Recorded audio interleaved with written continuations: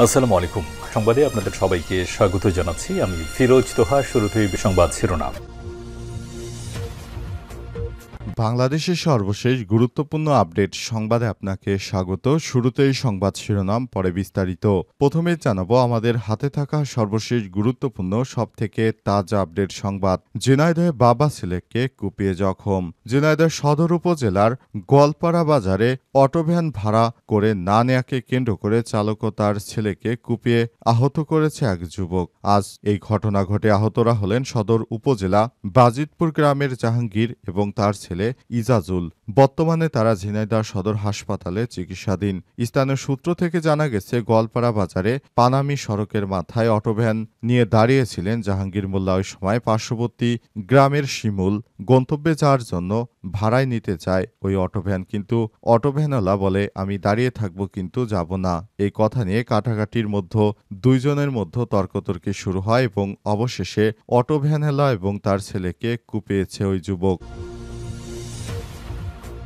এরপর জানাবো, দল হিসেবে আওয়ামী লীগের বিচারে তদন্ত শুরু, বলছে তদন্ত কর্মকর্তা নিয়োগ। আন্তর্জাতিক অপরাধ ট্রাইব্যুনালের তদন্ত সংস্থা রাজনৈতিক দল হিসেবে আওয়ামী লীগের বিচারের আনুষ্ঠানিক তদন্ত শুরু করেছে বলে জানিয়েছেন চিফ প্রসিকিউটর মোহাম্মদ তাজুল ইসলাম। আজ তিনি বিষয়টি নিশ্চিত করেছেন। তিনি আরও জানিয়েছেন, ইতিমধ্যে কর্মকর্তা নিয়োগ দেওয়া হয়েছে।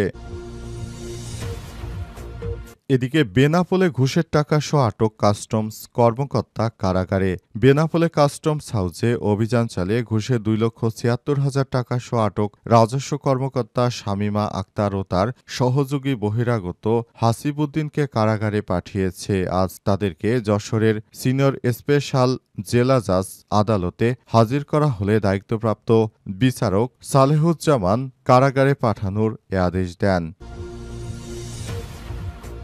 এবারে জানাবো, বকেয়া চেয়ে প্রধান উপদেষ্টাকে তাগাদা দিলেন ভারতের আদানি। প্রথমবারের মতো চিঠি। বকেয়া টাকা দ্রুত পরিশোধ করতে প্রধান উপদেষ্টার কাছে চিঠি পাঠিয়েছে ভারতের আদানি গ্রুপের চেয়ারম্যান গৌতম আদানি। প্রথমবারের মতো পাঠানো চিঠিতে বকেয়া আদায় প্রধান উপদেষ্টার হস্তক্ষেপ চাওয়া হয়েছে। এরপর আদানিকে টাকা দেওয়া হবে বলে পাল্টা চিঠি দিয়ে আশ্বস্ত করেছে অন্তর্বর্তীকালীন সরকার। এবং সর্বশেষ জানাবো, মিয়ানমারে বৌদ্ধদের উৎসবে জান্তার বিমান হামলা, নিহত 40। মিয়ানমারের মধ্য অঞ্চলে এক শহরে বৌদ্ধ ধর্মাবলম্বীদের উৎসব ও জান্তা বিরোধী বিক্ষোভের স্থানে সেনাবাহিনী বোমা হামলা চালিয়েছে। এতে 40 জন নিহত হয়েছে। হামলায় আহত হয়েছে আরও কমপক্ষে 80 জন। নিহতদের মধ্যে কয়েকজন শিশু রয়েছে। আজ প্রত্যক্ষদর্শীদের বরাত দিয়ে ফরাসি বার্তা সংস্থা এএফপি এক প্রতিবেদনে এই তথ্য নিশ্চিত করে। প্রিয় দর্শক, এতক্ষণ শুনছিলেন সংবাদ শিরোনাম। এবারে বিস্তারিত। তবে তার আগে বন্ধুরা, অনুরোধ থাকবে এই সংবাদটিতে একটি লাইক দিন। এই চ্যানেলে আপনি নতুন হয়ে থাকলে আমাদের সংবাদটি দেখতে দেখতে চ্যানেলটি সাবস্ক্রাইব করে রাখুন। কমেন্ট করে বন্ধুরা আপনার মূল্যবান মতামত জানিয়ে দিন আপনি বিশ্বের কোন দেশ থেকে বা বাংলাদেশের কোন স্থান থেকে আমাদের সংবাদটি দেখছেন এবং শুনছেন। আর বন্ধুরা, এই সংবাদটি আপনার সোশ্যাল মিডিয়া ফেসবুকে শেয়ার করে বন্ধুদেরও দেখার সুযোগ করে দিন। গাজা যুদ্ধে আপনি যদি নিরীহ ফিলিস্তিনিদের ভালোবেসে থাকেন, কমেন্টে ইয়েস লিখে বিশ্ববাসীকে জানিয়ে দিন। এবারে বিস্তারিত। ঝিনাইদহে বাবা ছেলেকে কুপিয়ে জখম। ঝিনাইদহ সদর উপজেলার গোয়ালপাড়া বাজারে অটোভ্যান ভাড়া করে না নেয়াকে কেন্দ্র করে চালক ও তার ছেলেকে কুপিয়ে আহত করেছে এক যুবক। গত রাত 8টার দিকে ঘটনা ঘটে। আহতরা হলেন সদর উপজেলা বাজিতপুর গ্রামের জাহাঙ্গীর মোল্লা 55 এবং তার ছেলে ইজাজুল মোল্লা 22। তারা বর্তমানে ঝিনাইদহ সদর হাসপাতালে চিকিৎসাধীন। স্থানীয় সূত্র থেকে জানা গেছে, রাতে গোয়ালপাড়া বাজারে পানামি সড়কের মাথায় অটোভ্যান ইঞ্জিন চালিত নিয়ে দাঁড়িয়েছিলেন জাহাঙ্গীর মোল্লা। ওই সময় পার্শ্ববর্তী ঘোড়ামারা গ্রামের শিমুল হোসেন 25 গন্তব্যে যাওয়ার জন্য ভাড়ায় নিতে চান, কিন্তু জাহাঙ্গীর রাজি না হয় তাদের মধ্যে কথা কাটাকাটি হয়। এক পর্যায়ে শিমুল তার কাছ থেকে ধারালো অস্ত্র দিয়ে জাহাঙ্গীরকে কুপিয়ে আহত করে। সময় বাবাকে রক্ষা করতে আসলে তার ছেলে ইজাজুল মোল্লাকেও কুপিয়ে জখম করা হয়। পরে স্থানীয়রা ছুটে এলে হামলাকারী শিমুল পালিয়ে যান। গুরুতর আহত অবস্থায় জাহাঙ্গীর ও ইজাজুলকে উদ্ধার করে ঝিনাইদহ ঝিনাইদহ সদর হাসপাতালে ভর্তি করা হয়। ঝিনাইদহ সদর থানার অফিসার ইনচার্জ ওসি আব্দুল্লাল মামুন জানান, পুলিশ ঘটনাস্থল পরিদর্শন করেছে। অভিযুক্ত শিমুল হোসেন ঘটনার পর থেকে পলাতক রয়েছে, তাকে আটকের চেষ্টা চলছে। বিষয়ে এখনও থানায় কোনো লিখিত অভিযোগ দায়ের করা হয়নি। লিখিত অভিযোগ দায়ের করা হলে আমরা আরও দ্রুত সময়ের মধ্যে ব্যবস্থা নিতে পারি। দল হিসেবে আওয়ামী লীগের বিচারের তদন্ত শুরু। তদন্ত কর্মকর্তা নিয়োগ। আন্তর্জাতিক অপরাধ ট্রাইব্যুনালের তদন্ত সংস্থা রাজনৈতিক দল হিসেবে আওয়ামী লীগের বিচারের আনুষ্ঠানিক তদন্ত শুরু করেছে বলে জানিয়েছে চিফ প্রসিকিউটর মোহাম্মদ তাজুল ইসলাম আজ। তিনি বিষয়টি নিশ্চিত করেছেন। তিনি আরও জানিয়েছেন, ইতিমধ্যেই তদন্ত কর্মকর্তা নিয়োগ দেওয়া হয়েছে। আওয়ামী লীগের বিষয়ে ফাইনাল কর্মকাণ্ড শুরু হচ্ছে। এর আগে এনডিএম এর চেয়ারম্যান ববি হাজ্জাজ গত বছরের ২ অক্টোবর আন্তর্জাতিক অপরাধ ট্রাইব্যুনালে চিফ প্রসিকিউটরের দরবারে অভিযোগপত্র জমা দেন। অভিযোগে বলা হয়, আওয়ামী লীগ সহ ১৪টি রাজনৈতিক দল গণহত্যায় সরাসরি হুকুমদাতা হিসেবে দায়ী। চিফ প্রসিকিউটর তাজুল ইসলাম বলেন, আমরা অভিযোগের ভিত্তিতে প্রাথমিক তদন্ত শুরু করেছি। এটি পুরোদমে শুরু হলে বিষয়টি কতদূর পর্যন্ত যেতে পারে তা আমরা জানাতে পারব। অভিযোগে উল্লেখ করা হয়েছে যে বৈষম্যবিরোধী ছাত্র জনতার আন্দোলন নির্মূলে হুকুমদাতা হিসেবে আওয়ামী লীগ এবং ১৪ দলের শরিক রাজনৈতিক দলগুলো দায়ী। তদন্তের পর আন্তর্জাতিক অপরাধ ট্রাইব্যুনালে বিচারে ব্যবস্থা গ্রহণ করা হবে এবং এই বিচারে আওয়ামী লীগকে দোষী সাব্যস্ত হলে আওয়ামী লীগের দলীয়ভাবে মনোনয়ন বাতিল করা হতে পারে কিংবা আওয়ামী লীগের উপর নিষেধাজ্ঞা আসতে পারে, এমনটাই জানা গেছে। তবে অনেকেই মনে করছেন আওয়ামী লীগের উপর নিষেধাজ্ঞা হবে না, শুধুমাত্র যারা এই ধরনের কর্মকাণ্ডের সঙ্গে জড়িত তাদের ব্যাপারেই ব্যবস্থা নেবে সরকার।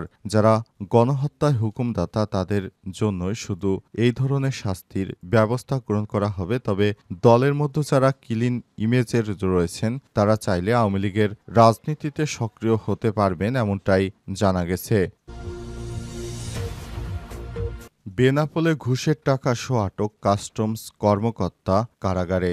বেনাপোলের কাস্টমস হাউসে অভিযান চালিয়ে ঘুষের ২,৭৬,০০০ টাকা সহ আটক রাজস্ব কর্মকর্তা শামীমা আক্তার ও তার সহযোগী বহিরাগত হাসিব উদ্দিনকে কারাগারে পাঠিয়েছে আজ। তাদের যশোরে সিনিয়র স্পেশাল জেলা জাজ আদালতে হাজির করা হলে দায়িত্বপ্রাপ্ত বিচারক সালেহুজ্জামান কারাগারে পাঠানোর আদেশ দেন। সোমবার বেনাপোল কাস্টমস হাউসে আকস্মিক অভিযান চালিয়ে বহিরাগত হাসিবকে আটক করে দুর্নীতি দমন কমিশন দুদক। এ সময় রাজস্ব কর্মকর্তা শামীমা আক্তারকে হেফাজতে নিল। ৪.৫ ঘণ্টা অভিযান শেষে তাকে ছেড়ে দেয়া হয়। মঙ্গলবার ফের তাকে আটক করা হয়। তাকে ছেড়ে দেওয়ার পর স্থানীয় ব্যবসায়ীরা দুদকের গাড়ি ঘেরাও করে আন্দোলন করতে থাকে। একজন দায়িত্বশীল কর্মকর্তার কাছে ২,৭৬,০০০ টাকা হাতে নাতে ধরার পরও দুদকের কর্মকর্তারা ঘুষ খেয়ে তাকে ছেড়ে দেওয়ার অভিযোগ পাওয়া যায়। অবশেষে দুদক কোনো উপায়ন্ত না দেখে ওই মহিলাকে আবারও হেফাজতে নিয়েছে এবং আদালতে তোলা হয়।